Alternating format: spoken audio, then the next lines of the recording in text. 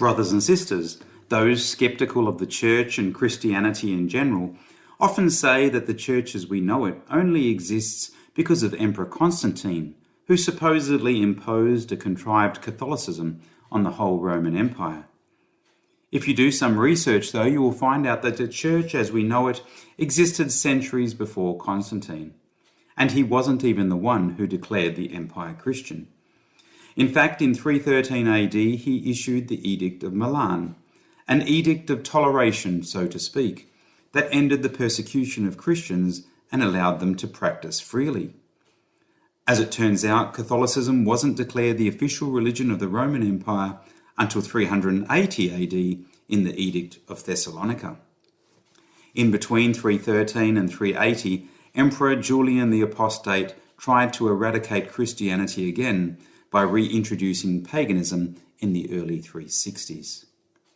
Putting all of that aside, brothers and sisters, the one interesting thing that Emperor Constantine did, which affected the whole Church, was the calling of the Ecumenical Council in Nicaea in 325 AD. The council was called to deal with the Arian heresy which was spreading across Europe and causing much unrest. Yes, it is true, an emperor of the state ordered the Church to have an ecumenical council to deal with a challenge to the faith. We couldn't imagine such a thing today because there is very much a separation of church and state mentality, a mentality born of the revolutions in France and the US in the 18th centuries. But over the centuries and in the varying places of the world, there's been no simple, consistent, clear relationship between the church and the state. So, what has all of this got to do with today's readings, you may be asking? Well, brothers and sisters, in the first reading we have God the Father telling us through the prophet Isaiah that he has anointed Cyrus, the pagan king of Persia, to bring down the Babylonian Empire, and in so doing, Cyrus will be the liberator of his people, Israel. God, throughout the centuries, has used pagan kings to not only rule the earthly kingdoms, but also to execute his inscrutable plans and judgments. In 587 BC, the people of Judah, due to their evil way of living, were taken into exile by King Nebuchadnezzar of Babylon with God's blessings.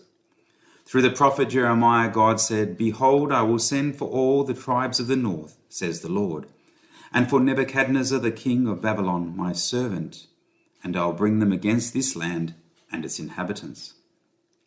But a mere 50 years later, as we saw in today's first reading, God says to his anointed, to King Cyrus, whom he has taken by his right hand, "It is for the sake of my servant Jacob, of Israel my chosen one, that I've called you by your name, conferring a title though you do not know me." God used the pagan king Nebuchadnezzar to punish the people of God for their sin, and then he used the pagan king Cyrus to liberate them after their punishment was complete. And so it is that God works through his church to convert the world, but also through the world when those in the church need either conversion or, let us say, a good wake-up call. Emperor Constantine, though he eventually became a Christian, was also a ruler of the state and God's instrument for change in the church. In his book, The City of God, St. Augustine speaks about the two cities, the city of God and the earthly city, but not as two cities remote from each other, but as intertwined. The city of God isn't simply heaven or the church, just as the earthly city isn't simply the earthly world or the state. For Augustine, the city of God exists both within the church and within the state. Wherever God's will is being done, there is the city of God. And so the state or the earthly city is not necessarily always in opposition to God, but can very much be a divine instrument for humanity's welfare. That is, God works through the world, even though it quite often opposes him, to achieve his divine intentions. On the other hand, as we know, not everyone in the church is working towards God's intentions, so parts of the church are therefore not in the city of God. But at the end of the day, the visible part of the city of God exists in time and within the earthly city. We as Christians are part of the state just as much as we are part of the church, and so we have duties and obligations to the good of both. In today's gospel reading, the Pharisees try to trap Jesus by putting the chosen people of God in opposition to the stately rulers, the Roman Empire. But Jesus counters their trap by telling them to pay taxes with the coins in their possession that bear the image of Caesar. It is this same money, like today's earthly money, with which the state builds infrastructure, health systems, education systems, social systems, and the like.